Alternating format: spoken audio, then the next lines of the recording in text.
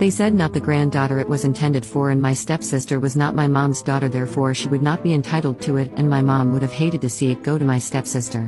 When speaking to my grandparents failed, my dad and his wife came to me.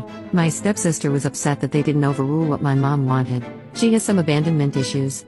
Her dad abandoned her, neither side of her biological family want her, and my grandparents and uncles are the only extended family she ever had, but she always felt like they favored me because of how much they loved my mom and how often they spoke about her and about us, me and mom. Them turning her down really got her down. So my dad and his wife wanted me to make it up to her and wanted me to take the ring and then give it to her. My dad said it would mean so much to my stepsister, and while it would mean I don't get that ring, I could still get another ring. It would make a family member happy. His wife said they had both lived in my mom's shadow from day one, and this could be a time where they are not treated as secondary to my mom. She said her daughter always adored me and never saw me as a stepsister, and it hurt her that I never saw her as a sister. She said I could do this and make her feel loved like she deserves. I refused to